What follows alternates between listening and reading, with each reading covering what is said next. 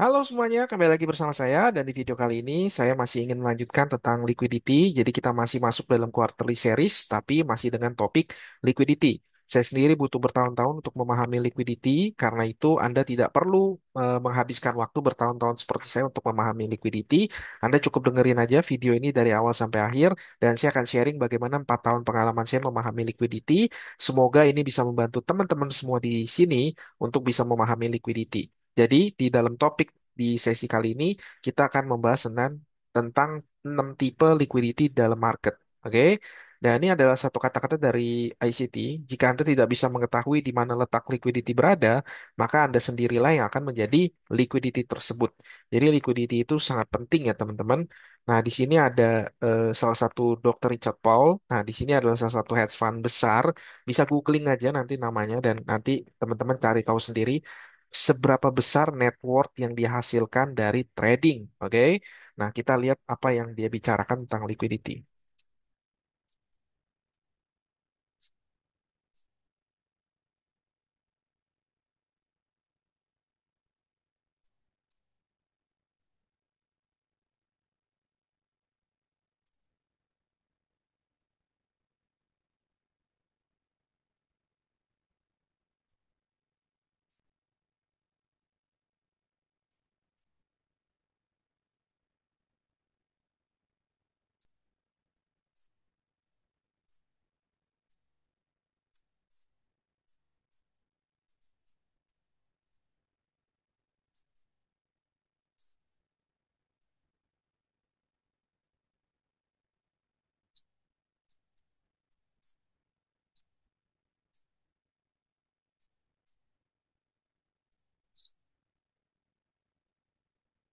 Oke, jadi tadi salah satu kata-kata dari Dr. David Paul ya, di mana dia menceritakan beberapa hal tentang liquidity ya.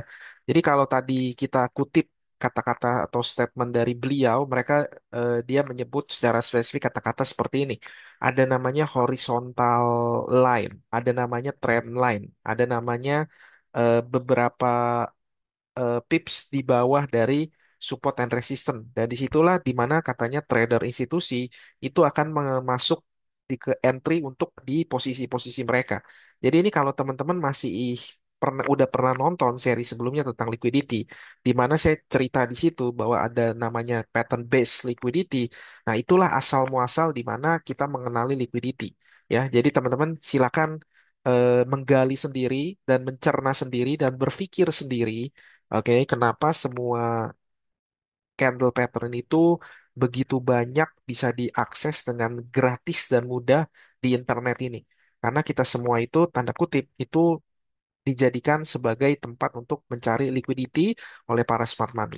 Jadi teman-teman mulai dari sekarang, kalau teman-teman betul-betul mengerti letak-letak liquidity tadi, seperti yang dikatakan tadi ya oleh beliau, ada kan beberapa kata-kata, ada horizontal line, ada trend line, ada support dan resistance. Nah, disitulah kira-kira tempat di mana liquidity itu banyak berada. Jadi mulai dari sekarang, bijaksana dalam membaca market. Oke? Jadi kita akan mulai aja langsung cara mudah mengenali liquidity. Yang pertama, untuk dapat dengan mudah mengenali di mana letak liquidity, ajuin aja pertanyaan sederhana ini. Dan which is ini juga beberapa kali di video saya udah sering saya bilang. Nah, ini salah satu pertanyaan yang sering kita ajukan untuk bisa membaca di mana letak liquidity berada.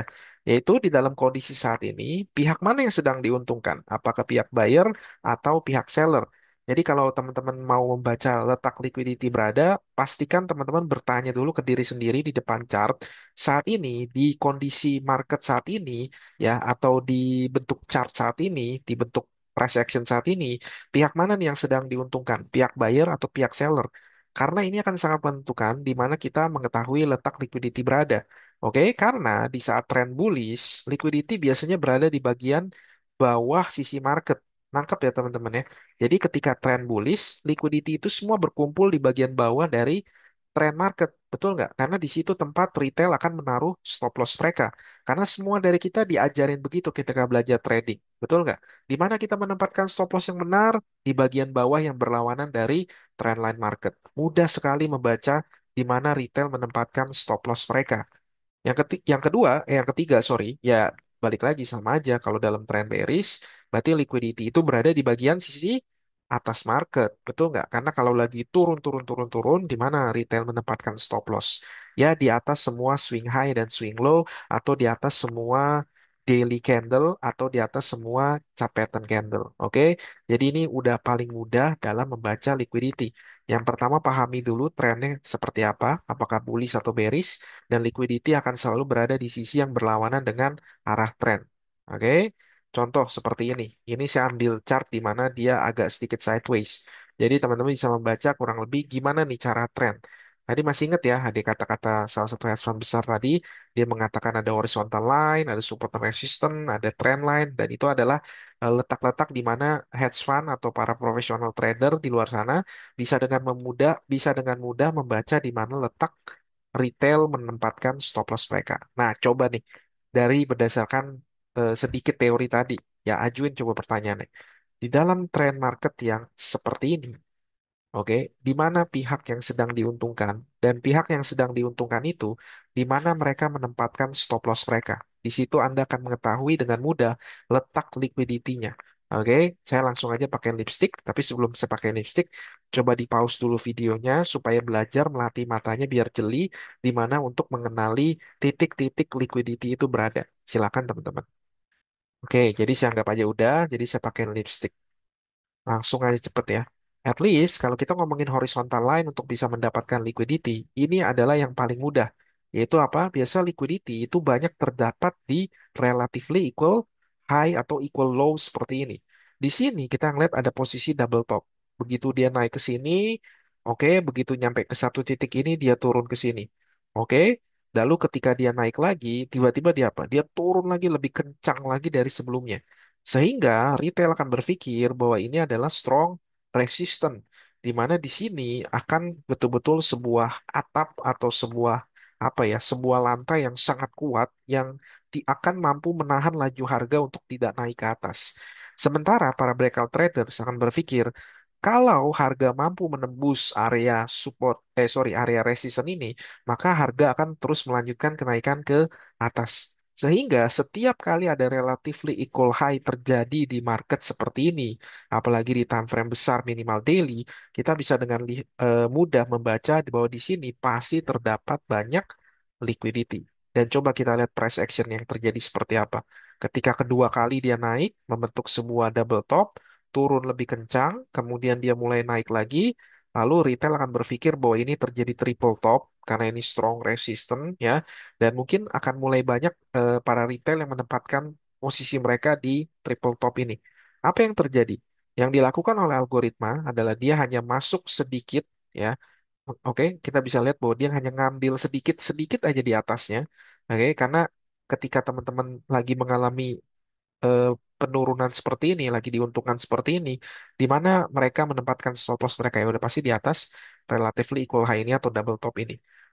Jadi algoritma hanya melakukan dia naik ke atas, mengambil liquidity sedikit di sini, oke, sehingga stop loss retail yang double top ini keambil, sementara para breakout traders juga posisinya keambil, lalu setelah stop loss seller diambil dan buy stop order diambil, apa yang dilakukan oleh algoritma? Dia turun kencang, dan kira-kira para buy stop order yang menempatkan posisi mereka di sini, di mana mereka menempatkan stop loss mereka? Mungkin di bawah sini, betul nggak? Atau di bawah sini ya bisa jadi kan dan lihat apa yang terjadi tiba-tiba dia turun menghabisi semua stop loss retail para buy stop dan juga setelah mengenai stop loss para seller di atas sini. Ini adalah cara algoritma untuk membaca atau mengetahui di mana liquidity itu berada. Yang pertama, dia pasti akan mengengineer. Mengengineer tuh membentuk, mendesain gitu ya, mengcreate, menciptakan supaya retail itu tergoda atau terayu untuk masuk ke dalam market, mengindus retail untuk masuk ke dalam market. Ini trader-trader FOMO, trader-trader revenge trader ya, yang apa namanya tidak bisa mengendalikan emosi, pasti akan jadi makanan liquidity. Dan ketika dia turun ke sini ya, perhatikan bahwa ketika ini kondisinya lagi naik begini, oke, kondisi naik nih, ini kan candle daily, lagi naik kencang begini, kira-kira di mana liquidity berada? Ya di bawah-bawah ini kan, ya kan? Di sini ada liquidity, di sini ada liquidity, di sini ada liquidity. Karena itu dia turun kencang sampai ke bawah sini, ngapain? Karena dia tahu bahwa di sepanjang area ini ada liquidity. Nah, ini seperti ini kurang lebih. Betul nggak? Pihak seller, oke, ketika mereka lagi turun seperti ini, di mana mereka menempatkan stop loss mereka? Di sini, di sini, oke, ini adalah stop loss para retail. Sementara para buyer, ketika mereka buy di area sini, karena menganggap ini adalah strong support, di mana buyer menempatkan stop loss mereka. Ya di bawah area ini kan, di bawah area-area ini. Sehingga wajar banget kalau area atas dan area bawah semuanya diambil oleh algoritma. Dan gak butuh sebuah software canggih atau AI canggih untuk membaca kok di mana retail menempatkan stop loss mereka. Karena setiap orang yang belajar trading selalu didogma di awal bagaimana menempatkan stop loss yang benar, bagaimana menempatkan stop loss yang aman. Masalahnya itu bukan di mana Anda menempatkan stop loss-nya. Oke, itu betul secara teori kita menempatkan di atas swing high atau swing low.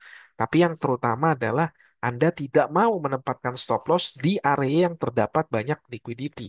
Sehingga semoga ini menjawab pertanyaan, kenapa chart pattern, oke, buat beberapa orang, saya nggak mengeneralisir, tapi buat beberapa orang itu nggak berjalan dengan efektif.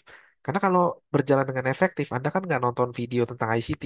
Anda pasti masih mempelajari tentang support resistance. Oke, jadi Anda juga beberapa dari Anda mengakui bahwa support resistance atau buyer and seller, supply and demand, itu ada sesuatu yang off. Betul nggak? Sehingga Anda mencari sebuah jawaban lain yang bisa memberikan jawaban yang lebih lengkap, yang lebih membuat hati Anda tenang dan damai dan bisa kurang lebih menjadi lebih profitable dalam market. Dan inilah salah satu kekuatan dari ICT, yaitu kekuatan di mana membaca liquidity. Jadi kalau yang sering bilang, aduh, habis kena stop loss dia terjun, atau aduh, habis kena stop loss dia naik, yaitu karena dengan mudah sekali algoritma bisa membaca di mana stop loss Anda ditempatkan. Oke, jadi ini beberapa hal-hal penting yang harus diperhatikan. Yang pertama adalah setelah level supply atau level demand kuat terbentuk, likuiditas akan berkumpul di area sekitar area tersebut. Oke, jadi teman-teman kita semua pernah mempelajari support resistance dan supply and demand.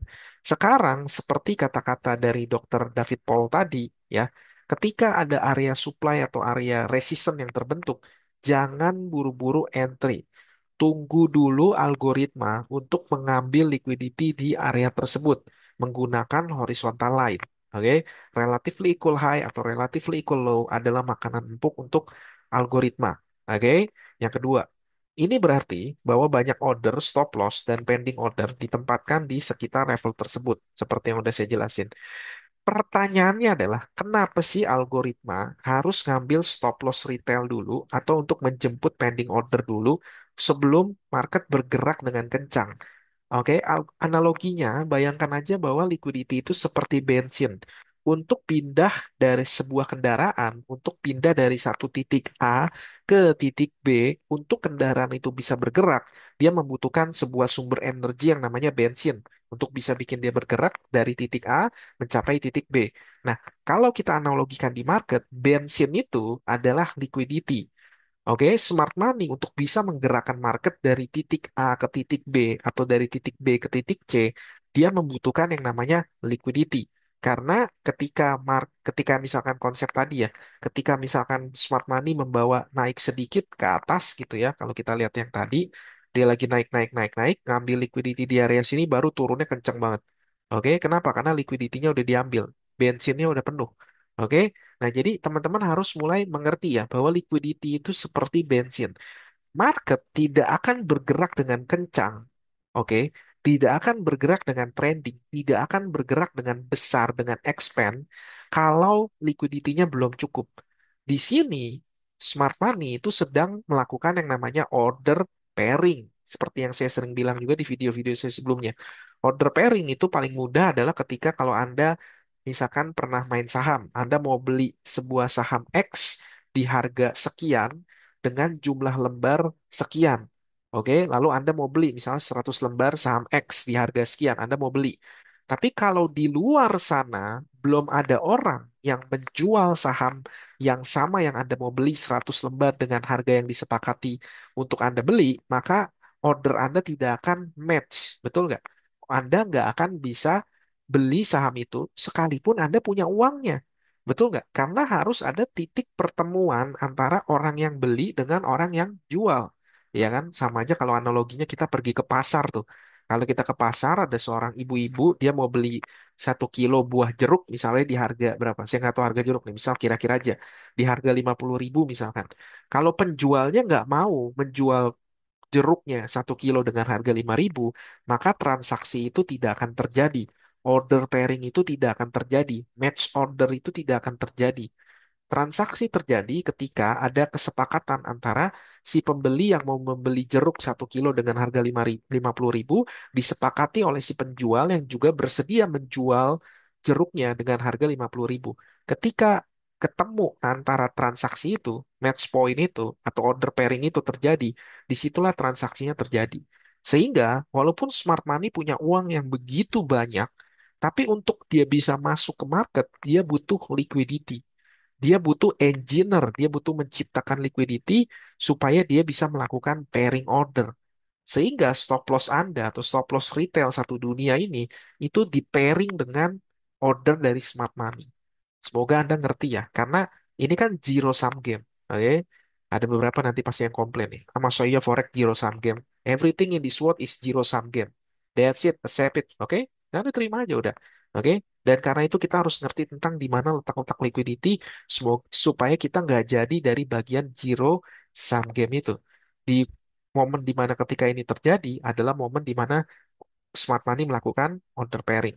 Posisi mereka, ya, mereka mau masuk ke order ini dan mereka harus menciptakan liquidity dulu supaya order pairing mereka masuk. Posisi sell mereka kena dengan posisi sell para retail. Dan akhirnya ketika ciri-ciri bahwa ketika smart money sudah berhasil masuk di market apa? Adanya expansion yang begitu besar, adanya trending movement yang begitu besar. Dan ini adalah ciri-ciri bahwa smart money sudah masuk. Dan kita nggak perlu ngerasa bahwa, oh, ketinggalan momen ya. Ini tiba-tiba udah naik begini. No, kita nggak perlu ngerasa ketinggalan momen. Karena ingat ya, bahwa kita itu hanya trader retail, hanya trader kecil yang mengikuti jejak langkah smart money. Jadi kita tunggu dulu smart money bergerak. Setelah smart money bergerak, baru di situ kita mencari mengikuti jejak langkah mereka. Jadi tidak perlu terburu-buru setiap kali teman-teman melihat relatively equal high atau relatively trendline liquidity seperti ini. Oke, wah ini udah satu kak, ini eh, apa namanya, 1 kali, 2 kali, 3 kali nih. Oke, keempat kalinya pasti kuat, betul naik ini. Tapi tiba-tiba habis naik kencang, tiba-tiba dibablas. Oke, jadi hati-hati teman-teman mulai dari sekarang.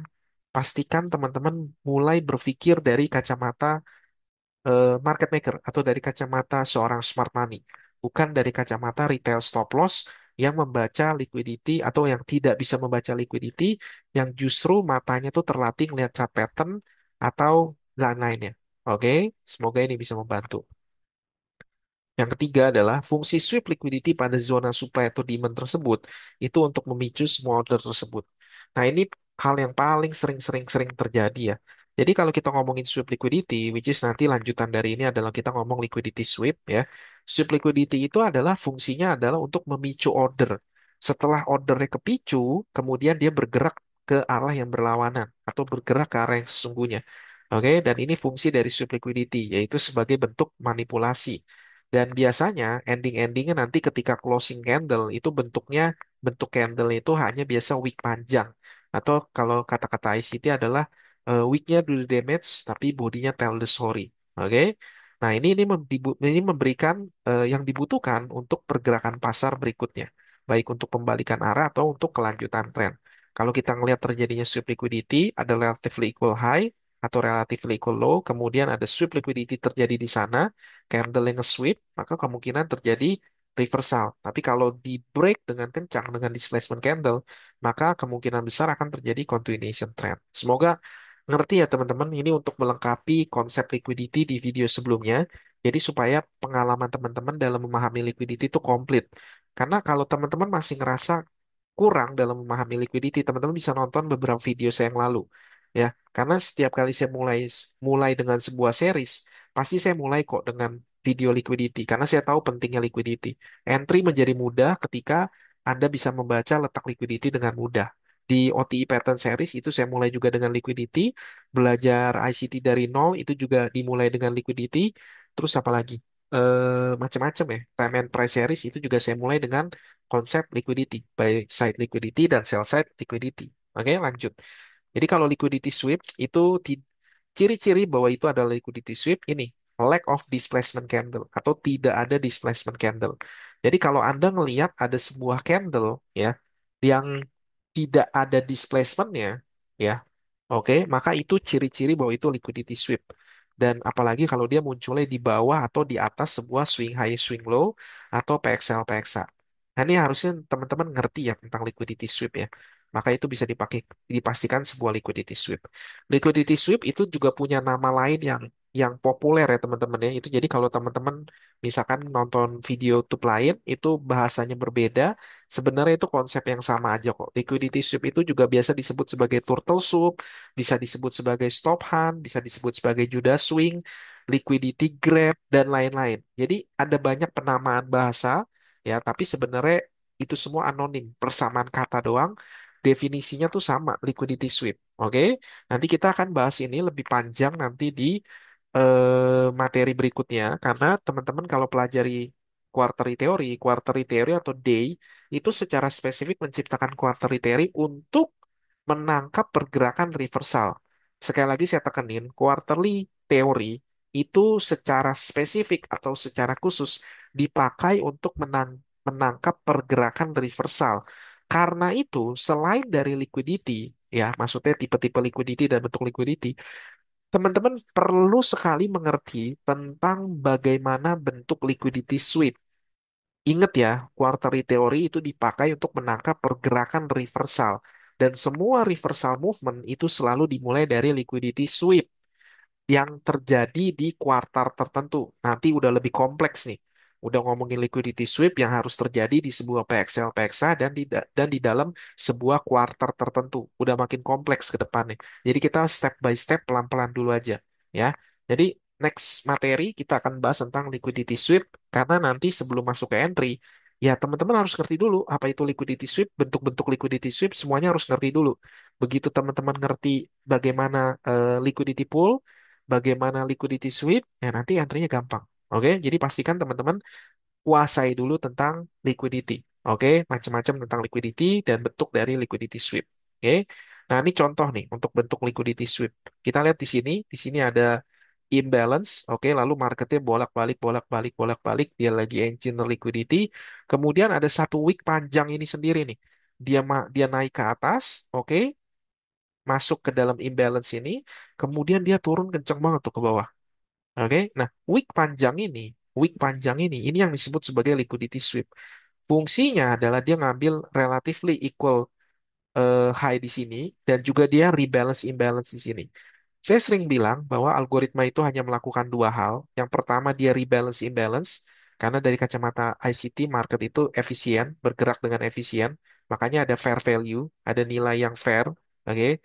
Jadi kalau market bergerak dalam satu sisi yang terlalu kencang dan meninggalkan sebuah gap, maka cenderung market akan rebalance ke gap itu karena market itu bergerak secara efisien. Oke. Lalu juga di sini ada relatively equal high. Jadi ini yang dinamakan ya algoritma itu dalam satu kali gerakan dia langsung menangkap dua burung sekaligus. Yaitu apa? Dia ngambil liquidity di area sini dan dia nge-rebalance imbalance yang ada di area sini. Satu kali gerakan, dia ngambil dua kali kesempatan. Perhatiin di market backtest. Jangan percaya omongan saya, nggak usah percaya omongan saya. Anda backtest, Anda perhatikan tiap kali ada pola seperti ini muncul. Setiap kali market ya melakukan sweep liquidity di dalam sebuah imbalance, perhatikan expansion movement selanjutnya.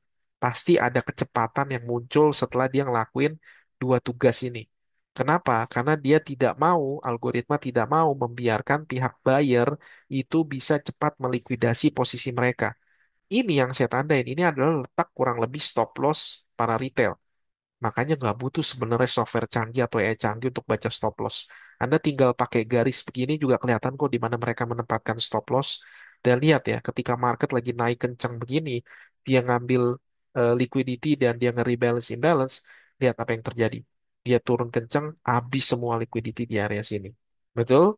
Jadi ini yang dimaksud dengan liquidity sweep, which is di materi selanjutnya kita akan bahas lebih banyak tentang liquidity sweep, bentuk-bentuk liquidity sweep, dan bagaimana memanfaatkan liquidity sweep untuk keuntungan entry kita.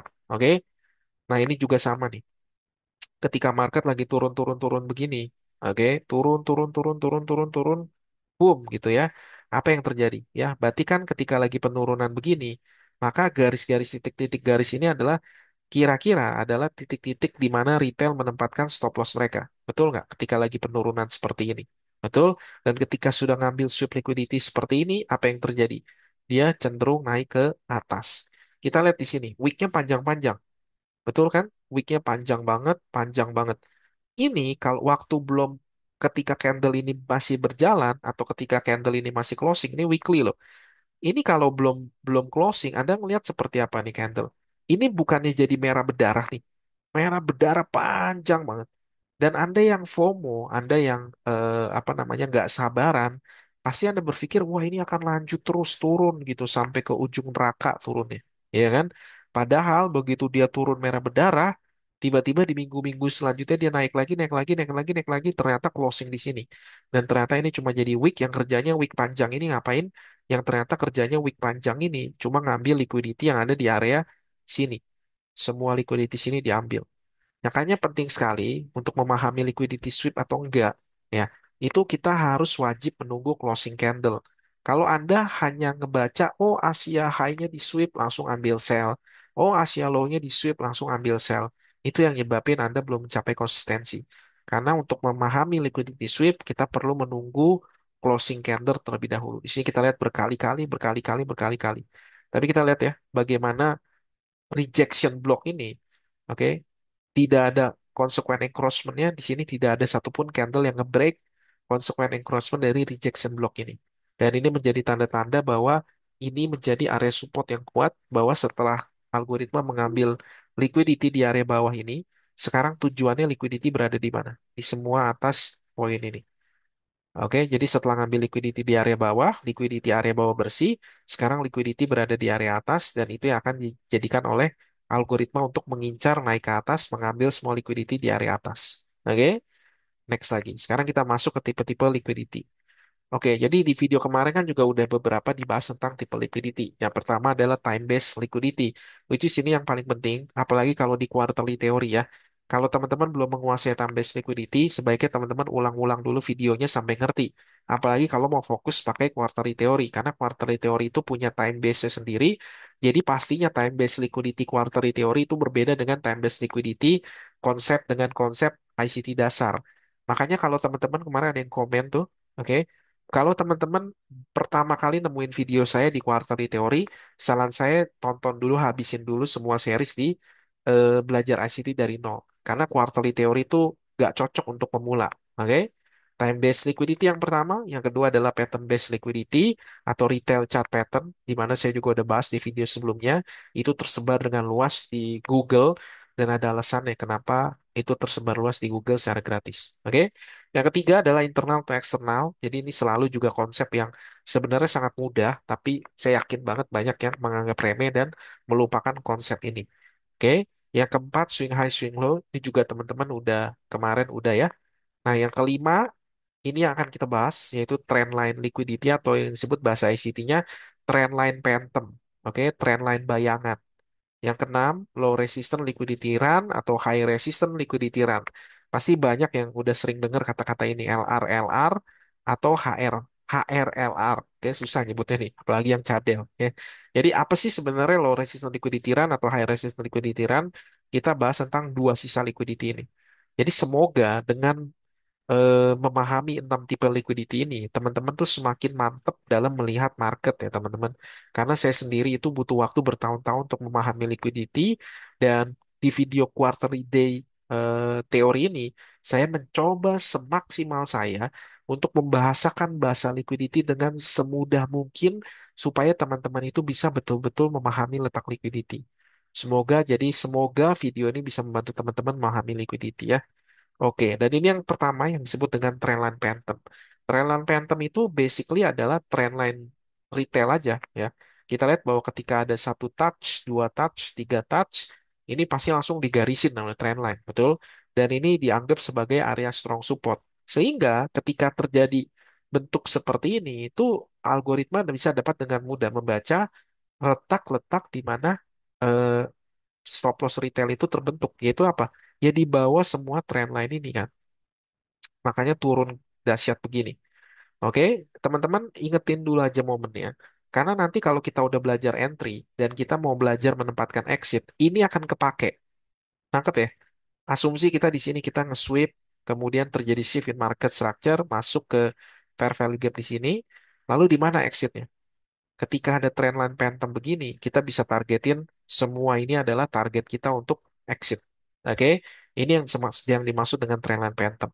Jadi kalau bukan mengecilkan teman-teman yang suka pakai trendline, oke, saya tahu bahwa semua metode itu berhasil karena metode itu hanya menyumbang 30% dari keberhasilan, 70% sisanya masih eh, penuhi dengan psikologi dan risk management. Tapi yang saya mau tekankan di sini adalah hati-hati ketika teman-teman ngelihat ketika harga bergerak terlalu rapih menciptakan sebuah trendline seperti ini. Karena algoritma dapat dengan mudah membaca di mana letak stop lossmu berada. Oke, ini yang disebut sebagai trendline phantom. Ini juga yang disebut sebagai low resistance liquidity run. Low resistance liquidity run itu adalah ketika dia ada di sisi bawah. Jadi ketika lagi strong bullish, ini adalah tempat di mana retail menempatkan stop loss mereka. Dan disebut juga sebagai low resistance liquidity run. Dan juga ini akan kita pakai nanti untuk menentukan exit. Kalau kita ngelihat ada apa ya, LR-LR seperti ini yang berkumpul banyak, ada trendline phantom yang 45 derajat. Kalau kita dapat posisi sell di sini, maka ini semua pasti dihabisi oleh liquidity, oleh algoritma. Oke, next lagi ini untuk kebalikannya. Ini yang juga disebut sebagai trendline phantom. Oke, ini apa namanya dapat dengan mudah juga membaca di mana liquidity berada. Makanya ketika terjadi 45 derajat cantik begini, apa yang terjadi? Boom ya, semua SL ini diambil. Betul, ini kan market maker X model banget. Dan juga yang terakhir, RRR, ini juga sama ya, HRLR, susah nyebutnya ya. High Resistance Liquidity Run. Ini juga adalah tempat mereka menempatkan stop loss. So, jadi itu 6 tipe liquidity ya teman-teman. Jadi ada eh, ini, time based liquidity, ada PXL, PXA. Ini penting ya teman-teman. Khususnya kalau teman-teman yang mau pakai quarterly teori, PXL-PXA-nya itu berbeda dengan PXL-PXA dari ICT sendiri ya. Karena D itu punya time base-nya sendiri. Jadi hati-hati, oke, untuk menentukan time base liquidity quarterly teori. Yang kedua adalah pattern based liquidity, internal to external liquidity, which is ini gampang banget, alt high, alt low ke fair value gap dan sebaliknya, swing high dan swing low. Karena kita kan juga pasti waktu belajar support resistance kita menempatkan stop loss kita di swing high dan swing low. Yang keenam, trendline liquidity atau trendline phantom seperti tadi ketika harga bergerak 45 derajat panjang dalam satu sisi, hati-hati tuh. Nanti bisa terjadi begitu terjadi market maker X model itu semua trendline dihabisin. Oke. Yang ketiga, yang terakhir adalah RRR atau HRRR. Ini juga bentuknya macam-macam ya. Nanti kita akan lebih spesifik lagi di materi-materi berikutnya. Oke, jadi kurang lebih ini adalah pembahasan tentang liquidity. Semoga dengan ini semua Anda bisa dapat dengan lebih mudah membaca liquidity. Jadi kalau Anda suka dengan video ini, Anda boleh kasih like, boleh share, dan boleh subscribe buat yang belum. Tinggalkan juga pertanyaan-pertanyaan yang masih bingung di kolom komentar yang nanti akan saya angkat di video berikutnya. Oke, untuk materi selanjutnya itu kita ngomongin tentang liquidity sweep versus liquidity run, bagaimana cara membedakannya, dan kita bisa melihat bagaimana bentuk-bentuk dari liquidity sweep. Oke, jadi kalau teman-teman punya pertanyaan seputar itu juga silakan tinggalkan di kolom komentar buat nanti saya angkat dan saya permudah lagi bahasanya di video berikutnya. Jadi semoga dengan ini pengertian teman-teman terhadap liquidity itu menjadi lebih pakem dan semoga teman-teman bisa berhenti dijadikan liquidity dan mulai memanfaatkan eh, poin ini atau hal ini untuk kepentingan teman-teman nanti ketika entry. Oke? Terima kasih teman-teman semua. Saya doakan semakin sukses, profitable di 2025 ini. Kita ketemu lagi di video berikutnya dan nanti mungkin di event-event berikutnya. Oke? Happy chance semua dan bye-bye.